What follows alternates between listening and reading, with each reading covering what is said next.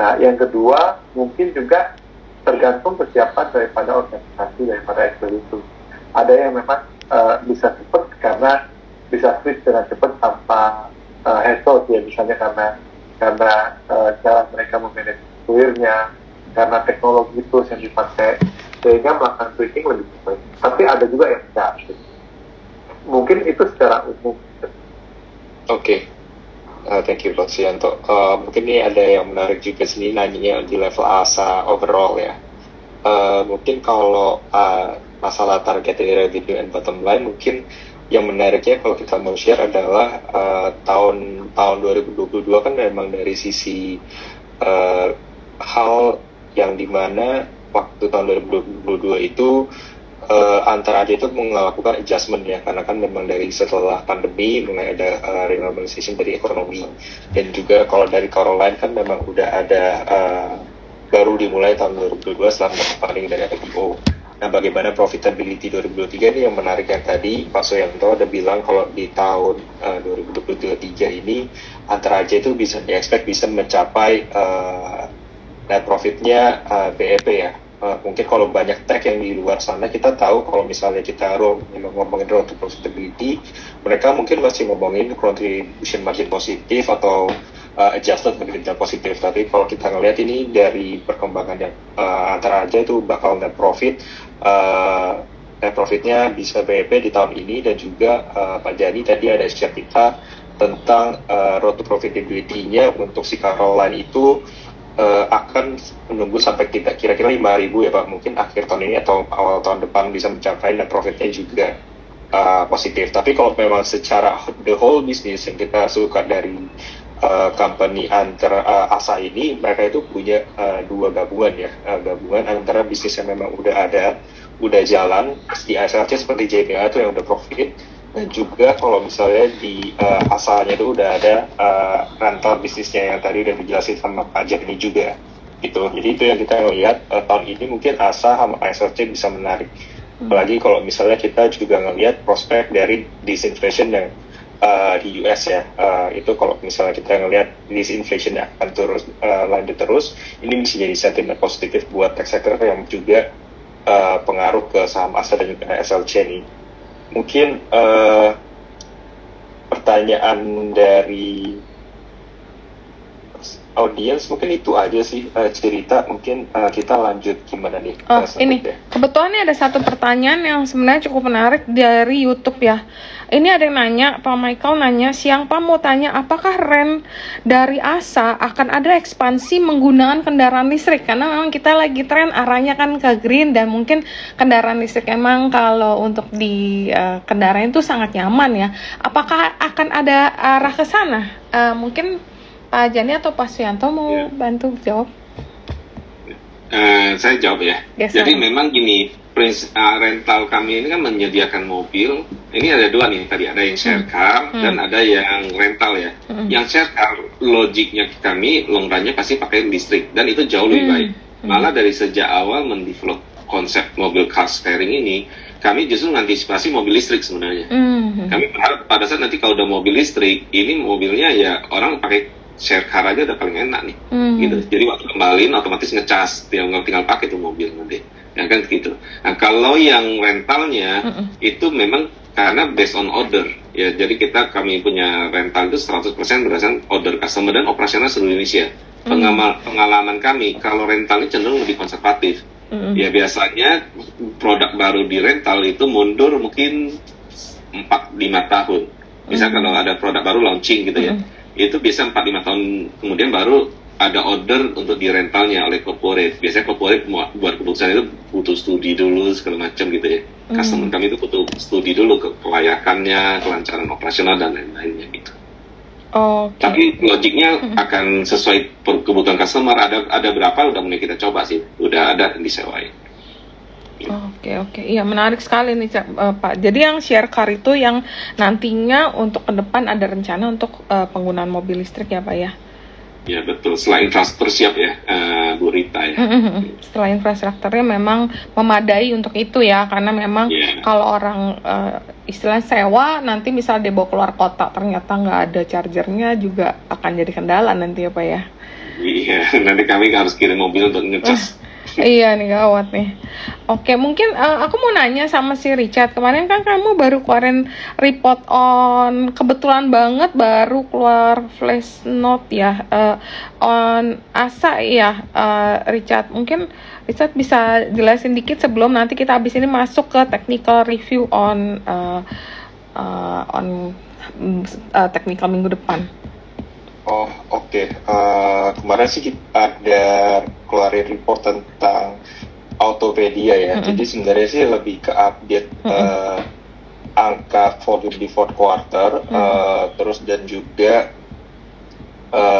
inisiatif yang tadi memang udah dibahas sama Pak Janis juga ya di XLC. Jadi mungkin kalau dibahas singkat aja report kemarin itu kita bahas tentang volumenya Caroline dulu ya.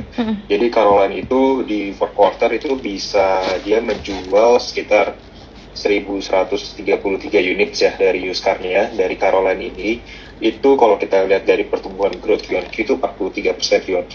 Dan kalau itu mencapai full year volume itu di sekitar 2.500. Waktu itu karena memang saya kebetulan yang bawain Autopedia pas lagi baru mau IPO.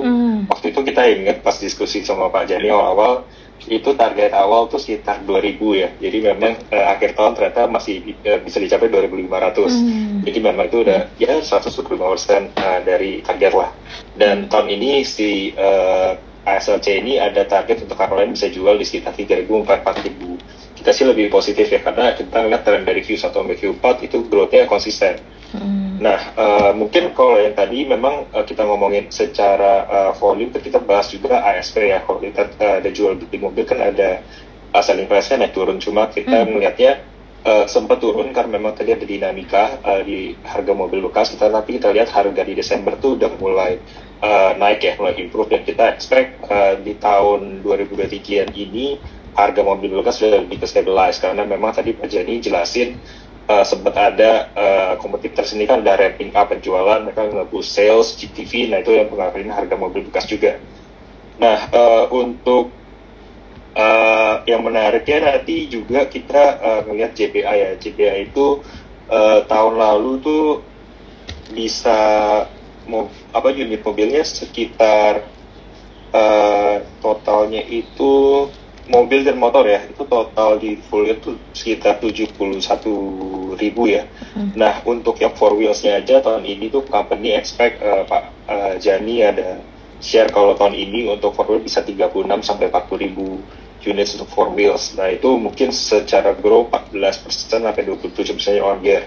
Nah ini yang akan nge-boost profitability-nya dari sisi JPA karena kalau kita ngelihat dari struktur cost-nya JPA itu, kalau kita bikin option itu biasanya memang cost-nya itu udah fix, kebanyakan fix. Jadi kalau ketika ada pertambahan volume itu lebih ke arah langsung improve di sisi margin ya, itu yang kita ngelihat di sisi bisnis option. Dan juga mungkin dari sisi competition yang kita kemarin ada mention juga kalau kita ngelihat ini dari sisi competitors-nya yang mungkin kalau dari audience juga mungkin OLX atau udah terkenal banget lah ya mungkin di sisi jual beli mobil bekas, atau misalnya Moladin yang memang sempat growth-nya tinggi banget karena mereka agresif sekali. Tapi kita ngelihat dari perkembangannya kompetitors ini justru scaling back ya. Jadi mereka rationalization, Moladin itu ada cut off, layoff banyak. Terus kalau dari OLX Auto even news itu reporting kalau misalnya OLX Auto-nya itu mau dijual, tapi memang mungkin dari calon pembelinya belum cocok di sisi valuation-nya masih mahal ya. Jadi kita ngeliat di sini ketika justru Autopedia masih tetap growing, mereka tetap akan memang dari awal udah strateginya benar nggak agresif cash burning tapi sustainable growth. Kita ngeliat momentumnya bisa diambil oleh Autopedia nih tahun ini. Kita akan terus ikutin sih perkembangannya sama Autopedia gimana ya. Mungkin itu sih cerita. Oke. Ya, thank you banget. Menarik banget nih untuk mungkin buat teman-teman yang buat invest jangka panjang, mungkin ini ada story ya istilahnya yang bisa dikonsider.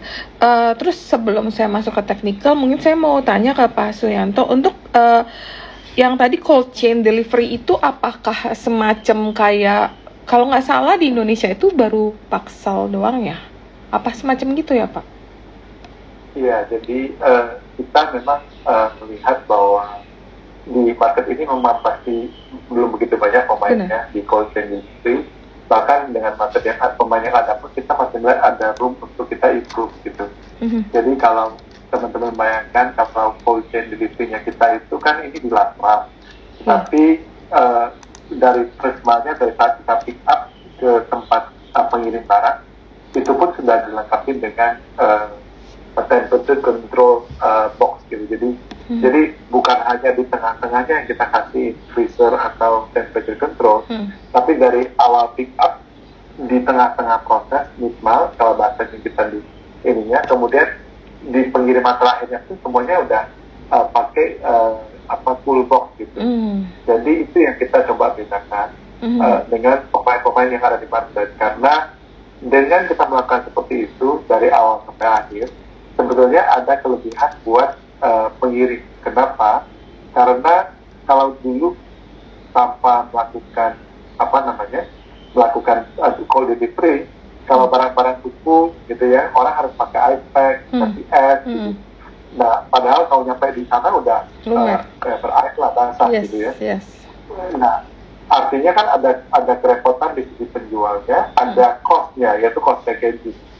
Nah, kalau dengan kita, karena kita mensimplify proses itu, sebenarnya dari kita pick up sampai di ujung pun nantinya itu tetap terkontrol gitu. Jadi itu ya posisinya kita lagi. Memang belum masih baru banget atau populer, tapi ini kita lagi usahakan gitu. Gitu. Oke, menarik sekali untuk ini ya Pak. Memang kita sangat butuh karena kadang saya ada pembelian dari luar kota. Jadi saya punya langganan nih Pak, saya cerita dikit. Saya suka beli air jeruk nipis, ternyata dia pindah ke Bali gitu loh. Dan ternyata aku order, dia bilang saya nggak bisa kirimin pakai cold chain courier tadi. Dan benar sampai di tempat saya tuh tetap fresh seperti dia waktu tinggal di Jakarta. Tapi memang lama, jadi ya mungkin ada kendala dari dikitnya servis yang semacam itu. Oke, ini ada pertanyaan, mungkin pertanyaan terakhir ya, habis ini kita masuk ke technical sesi. Selamat siang, perkembangan cargo shares-nya gimana? Dari pertanyaan Pak Purwanto.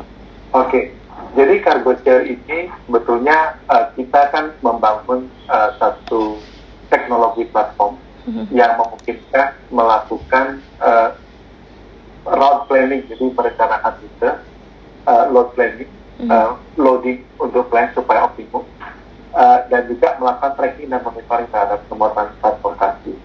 Nah, jadi kita sudah 2 tahun ini membangun itu di Astra aja sebagai core tools aplikasi untuk mengelola dan memanage transportation. Nah, di tahun ini memang kita masih menguji di beberapa customer yang kita tes dulu, memastikan bahwa berbagai bisnis model menggunakan cargo share ini memang memberikan manfaat. Dan di kita sendiri di Asa Logistik, di Astra aja kita menggunakan tools itu. Jadi sebenarnya sekarang ini di Astra aja misalnya contohnya tidak ada satupun transportasi darat yang tidak bisa dikontrol dengan cargo share. Artinya kalau dikontrol dengan cargo share, semua supirnya itu sudah menggunakan application. Jadi kayak mungkin Gojek atau Grab gitu ya, pakai application. Nah, dengan pakai application itu, semua event selama kejadian transportasi itu bisa kita ukur dan bisa kita lihat. Tujuannya apa? Ya pasti cost monitoring, SLA, dan improvement. Jadi sebenarnya itu yang sedang kita bangun di basicnya. Nah, harapan kita ketika cargo share ini kita sudah mulai teruji dengan berbagai case di customer, ya mungkin kita baru akan mengimplementasikannya lebih agresif jadi bisnis ya. Kira-kira begitu. Karena kita memastikan jangan sampai kita menggunakan sesuatu tapi nggak punya value buat customer. Wow, keren. Oke, menarik sekali nih Pak untuk perkembangan atau pengembangan lebih lanjut dari grup ASA ini ya. Oke.